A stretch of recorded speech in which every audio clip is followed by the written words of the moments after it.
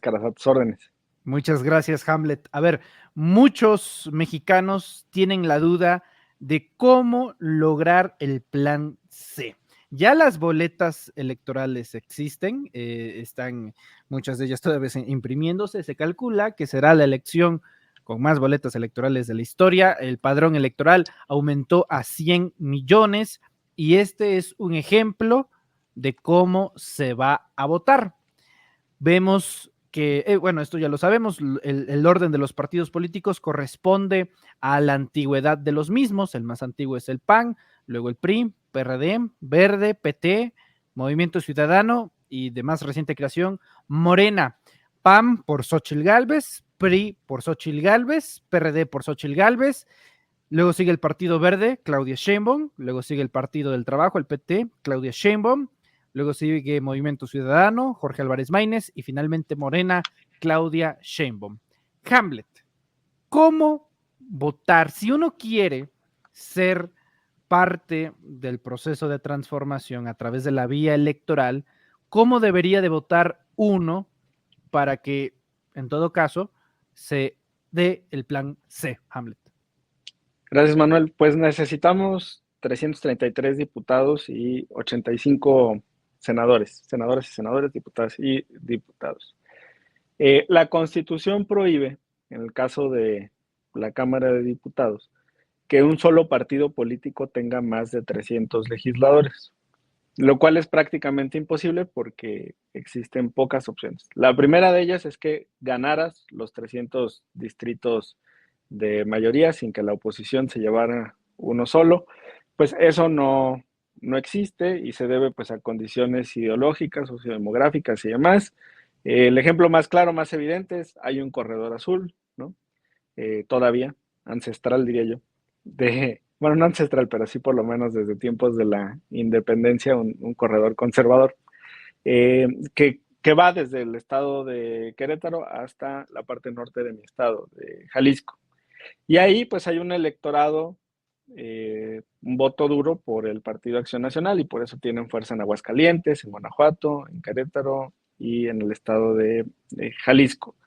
Si lo identificas por zonas urbanas, pues también existe una diferencia que se ha acentuado en los últimos años a partir de las votaciones en las zonas de mayor poder adquisitivo, y eso ocurre en todas las entidades de la República y con mucha fuerza en el poniente y oriente de la Ciudad de México. Hay una diferencia ahí muy evidente: el poniente y oriente de la zona metropolitana de Monterrey, el poniente y oriente de la zona metropolitana de Guadalajara. Entonces, bueno, tenemos ya descartada la tesis de que se ganen los 300 distritos por un solo partido político. ¿Cómo estamos ahora con nuestra coalición? Y aquí me gustaría señalar que desde el convenio de coalición con el Partido Verde y el Partido del Trabajo se les suministraron los suficientes distritos de mayoría en estas 300 competencias a nivel federal para que tanto Verde como PT tengan diputadas y diputados de mayoría en distritos donde ciertamente la mayor parte de la votación va a provenir de Morena, pero están siglados como diputados del PT y del Partido Verde. Y eso es válido, lo permite la legislación y se hizo estratégicamente para esta contienda.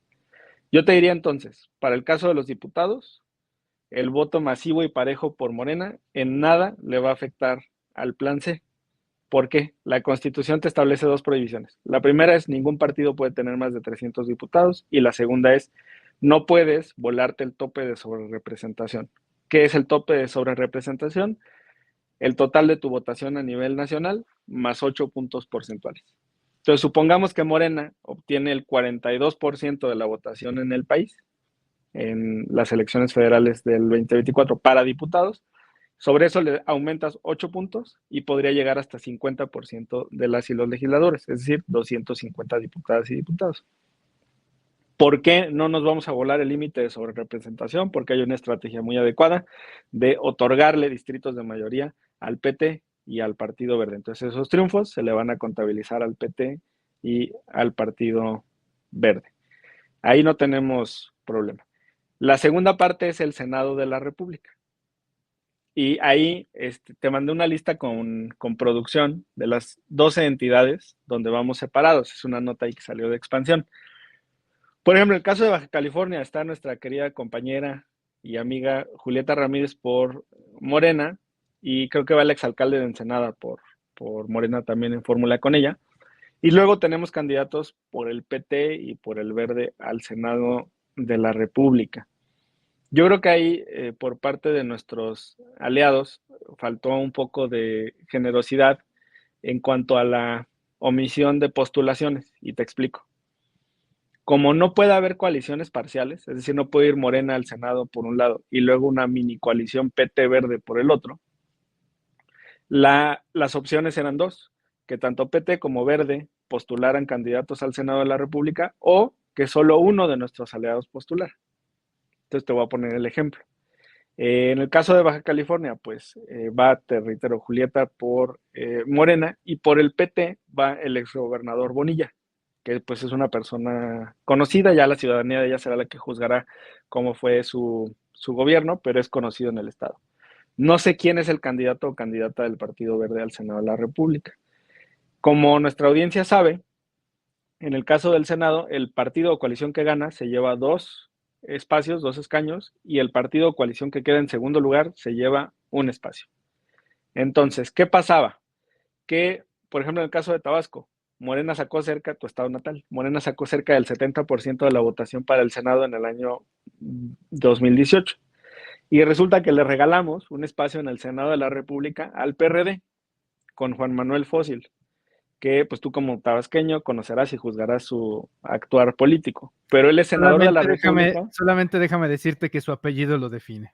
Ok, solamente quisiera comentar que él es senador de la República con menos del 15% de los votos. Entonces tenemos a nuestros dos senadores de Morena con el 70 y a un senador de la oposición con el 15. Y la duda es, ¿les vamos a regalar un espacio en el Senado cuando no tienen esa representatividad? O Y la sea, decisión... a lo que estoy entendiendo, Hamlet, en estados muy obradoristas, como es el caso de Tabasco, son 3 senadores, 2 son vía popular, ¿no?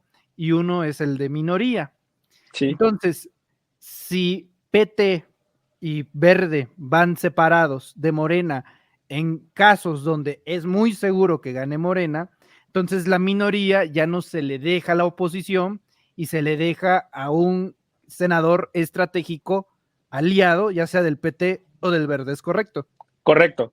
¿Dónde no fue perfecta la estrategia? En que tanto el PT como el Verde postularon en todos estos dos estados que mencionabas en la lista. En lugar de haberse dividido algunos, por ejemplo, evidente, ¿no? Hay entidades, viene San Luis Potosí en la lista, es gobernada por el Partido Verde. No tiene la capital, pero tiene el gobierno del estado. Ahí lo lógico hubiera sido que la fórmula fuera solamente registrada por el Partido Verde por un lado y por Morena por el otro, no que estuviera el PT. Y te voy a poner otro ejemplo que también está en la lista, el caso de Oaxaca. El PT tiene un trabajo histórico en el estado de Oaxaca, desde la APO, Flavio Sosa y demás, han sido militantes del PT. El PT tiene ahorita en el Congreso de Oaxaca unos 5 o 6 diputados locales, tienen varios diputados federales y tienen un trabajo en el territorio, caso distinto al del Partido Verde. O sea, ahí lo lógico o lo racional hubiera sido que solo el Verde postulara en San Luis Potosí y que solo el PT postulara en el estado de Oaxaca. Y en las demás entidades se podría definir por la presencia o fuerza de los personajes, o por incluso algún método aleatorio, ¿no? Un sorteo o una división de cuáles eran las preferencias o las prioridades de los partidos políticos. No es el caso, entonces le va a tocar al electorado de esos estados hacer la separación, hacer la división. Entonces, en el caso de Oaxaca, van a tener que decidir las y los oaxaqueños, que vean que está muy seguro el Senado por Morena, si quieren apoyar votando por el PT o si quieren apoyar votando por el Verde, esperando blanquear a la oposición con un 3-0. Si en estos 12 estados se logra el 3-0, pues estarías hablando de 36 senadores que ayudarían a construir la mayoría calificada de 85.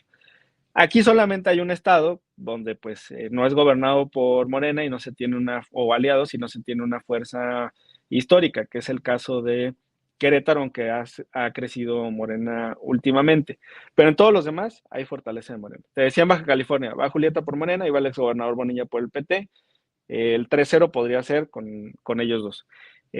No hay que votar por los dos partidos al mismo tiempo porque se corre el riesgo de que se anule el voto, Se Manuel. anula Entonces el es muy voto. importante. En estos 12 estados no pueden votar al mismo tiempo por Morena más PT más Verde. Tienen que escoger si votan por Morena o si votan solo por el Verde o si votan solo por el PT. En el caso de Campeche, pues Morena tiene fuerza, gobierna Laida, ha habido algunos problemas ahí últimamente, la capital está en manos de Movimiento Ciudadano, y ahí, si recuerdas, la elección por la gubernatura fue un poco a tercios. Entonces hay una competencia ahí incluso entre PRI y Movimiento Ciudadano, en donde alguno pues se va a quedar sin nada. En el caso de Chiapas, ahí sí, para que veas, pues la oposición no existe. Yo no veo, creo que el PAN no tiene presencia en el Congreso del Estado y creo que el PRI nada más tiene por ahí uno o dos diputados y veo altísimas probabilidades de que se logre el plan C. Ahí hay una fuerza histórica del Partido Verde, gobernaron la entidad. El propio candidato de Morena, Eduardo Ramírez, formó parte del gabinete en ese tiempo del gobierno del Verde con el exgobernador Velasco, ahora senador. En el caso de Hidalgo, pues igual el PRI se quedó sin diputados. Creo que dejaron todos la bancada. Omar Fayad, pues ahora es embajador. No veo una fuerza sustantiva ni por parte del PAN ni del PRI. Ahí, con Morena, más PT o Verde, se podría lograr el plan C. Oaxaca ya lo habíamos comentado, tu caso, Tabasco, el de tu estado, pues no es posible dejarle a la oposición un senador con el 11, 12, 15%, hay que lograr el plan C. San Luis Potosí, la mayoría y la primera minoría claramente va a estar entre el Verde o Partido Morena, precisamente porque el Verde gobierna el Estado, es probable que el Verde se lleve 2 senadores y que Morena sea la primera minoría y se logre el 3-0. Y los demás son Sinaloa, donde hay pues todavía un poco de fuerza del prismo, pero no es representativa. Sonora es un caso un poco distinto porque el PRIAN gobierna la capital y viene de regreso Mario Fabio Beltrones de mayoría y plurinominal. Y en el caso de Tamaulipas, sí, pues el PAN todavía tiene algo de presencia, aunque perdieron la gobernatura del estado. Entonces yo te diría, si en 6 de estos 12 estados se logra hacer el 3-0, blanquearlos, ya tenemos 18 senadores en lugar de 12 y no le regalamos a la oposición. Pero sí falló en que los aliados no registraran a la par. Esa es la situación actual del Senado. Manuel. Correcto. Hay mucha información y desde luego que para la gente puede ser medio confuso todo este enredo, así que la voy a hacer de traductor, ¿no?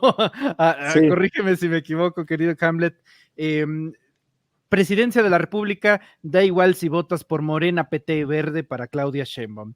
Para diputados federales igual, da igual si votas por Morena, PT y Verde. Para senadores, dime. hay algunos distritos de mayoría, que te mandaré la lista, donde no Ok. vamos juntos, pero son una proporción muy pequeña, no es ni el 10% de los distritos.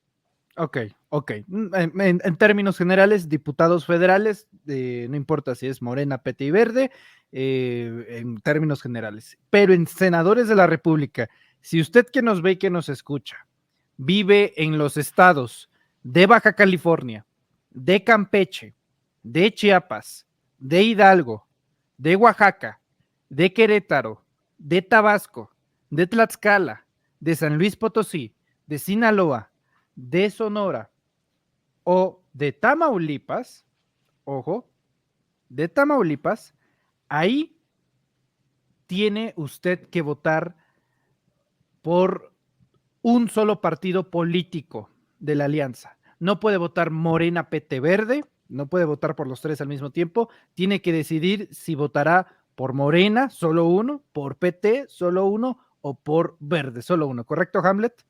Sí, es correcto. Yo agregaría un matiz adicional en el caso de la Cámara de Diputados. Resumiendo, Morena en la estrategia le asignó suficientes distritos de mayoría al PT y al Verde para que nosotros como Morena no nos volemos el límite de sobrerepresentación.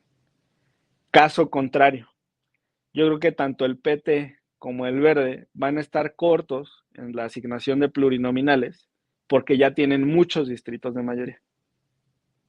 Ejemplo claro, con esta distribución que se hizo, donde nuestros aliados llevan 40 distritos de mayoría uno y 35 distritos de mayoría el otro, es probable que tengan, por ejemplo, el 10% de los escaños de los espacios en la Cámara de Diputados con el 3 o 4% de la votación total nacional. Si a ese 4% le agregas el 8% del límite de sobrerepresentación, te va a dar 12. Y como ya tengo el 10% de los distritos de mayoría ganados, solamente me van a poder asignar el 2% de los plurinominales. ¿Me explico? Correcto, correcto. Entonces, la verdad es que hay un riesgo de que los aliados sí se vuelen el límite de sobrerepresentación. Por ende, considero que es más fructífero para el plan C en diputados votar parejo por Morena en todo el país. Porque no tenemos el riesgo de sobrerepresentación. A, porque hay distritos de mayoría conservadores, donde va a ganar la oposición, en este corredor que te dije sobre todo y en zonas urbanas. Y B, porque nuestros aliados ya tienen suficientes distritos de mayoría para que no nos cuenten esos triunfos para volarnos ese límite de sobrerepresentación. Y en el caso del Senado de la República es exactamente como tú mencionas, verificar en esas 12 entidades a quién se le otorga el sufragio. En términos de rebanadas de pastel, más o menos, un senador de la República cuesta 2 millones de votos, plurinominal. Y un diputado federal estuvo en la anterior elección cerca de 250,000 votos y para esta que viene va a estar por 270, 280,000 votos. Por cada fracción de esas nos llevamos un plurinominal más en las listas. Y ya hay proyecciones del partido de cuántas pluris pueden entrar por cada circunscripción. ¿No? Correcto, Hamlet, sé que estás muy ocupado, en estos momentos te encuentras en San Lázaro, en la Cámara de Diputados, pero no me quiero despedir de ti antes, sin preguntarte, ¿cómo es posible que el Instituto Nacional Electoral ya le haya dado las preguntas a los moderadores del debate presidencial? ¿Qué impide, Hamlet, que Manuel López San Martín le envíe un WhatsApp a Xóchitl Gálvez con las preguntas que se van a realizar en el debate de este domingo? ¿Cómo sucedió esto, Hamlet? Pues queda nada más a responsabilidad de su honor y su ética, Manuel. En eso estamos. ¿Así? ¿En esos términos? En esos términos, Manuel. O sea, no entregar las preguntas, pues es una responsabilidad de los moderadores. Ahora, yo lamento mucho 3 acontecimientos que me parece que no se pueden leer de manera aislada. Primero, las declaraciones de la directora de Signalab, que pues, como tú sabes, el ITESO tiene su sede en Guadalajara, allá fue todo un debate en el estado de Jalisco sobre lo que había hecho, finalmente se hizo a un lado, pero bueno, siguió el laboratorio. Segundo, la actitud de Manuel López San Martín respecto de algunos perfiles del movimiento y de la Cuarta Transformación. Y tercero, vale la pena revisarlo. Ayer en la noche, Denise Merker en el programa de Tercer Grado, pues se quejó amargamente sobre una supuesta guerra sucia en contra del hijo de Xochitl Gálvez. Pues no es un niño, tiene 27 años y consumió alcohol y tenía una responsabilidad en la campaña, pero ella simplemente lo ve como guerra sucia y se veía francamente angustiada, preocupada y ofendida. Yo leo esos 3 acontecimientos de manera conjunta y la verdad es que va a ser muy importante que toda la ciudadanía, la militancia, las bases estén muy pendientes de cómo se desarrolla este debate, porque tengo serias dudas de que se vayan a comportar de manera adecuada los moderadores. De por sí las preguntas van a venir filtradas por este órgano y además la actitud de los 2 moderadores que van a participar mañana, pues entonces ya te imaginarás el ánimo en el que van a llegar. Pero la doctora Claudia Sheinbaum Pardo, la verdad es que está muy preparada para el debate, les va a ganar el debate, se va a saber defender, pero van a intentar hacer lo mismo que hicieron con la maestra Delfina, van a intentar cerrar el paso, van a intentar tenderle trampas y vamos a esperar que esa moderación sea prudente. Es lo mínimo que se les puede pedir, Manuel. Hamlet Almaguer, experto en derecho electoral, diputado federal por Morena del bellísimo estado de Jalisco. Te agradezco mucho tu tiempo que nos hayas explicado esto. Creo que va a despejar muchísimas dudas, Hamlet, y ojalá nos estemos viendo más seguido, más pronto, ¿eh? Con mucho gusto, Manuel, que tengan muy buena tarde. Muchas gracias. Sí, muchas gracias, Oye, diputado. Sí, dígame. te mandé con producción otra imagen que creo que vale la pena, a ver si es posible Ah, eso, man. caray, ¿qué tenemos en pantalla? El MacPrián El en Mac. pleno. Esto es en el estado de Jalisco, ¿verdad? Eso es en Jalisco.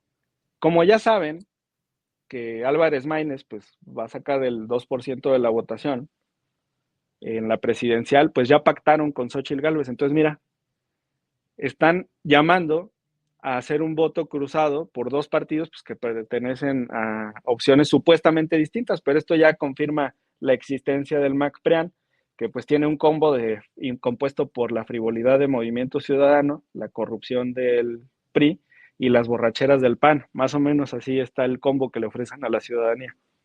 No manches, se ahorraban mejor un espectacular de Alcohólicos Anónimos con todo lo que representan. Pablo Lemus, no, un abrazo al buen Jesús Lemus, Pablo Lemus, exalcalde de Guadalajara que busca la gubernatura de Jalisco, y Xóchitl Gálvez, candidata del Prianato. La misma estrategia que utilizaron en el estado de Morelos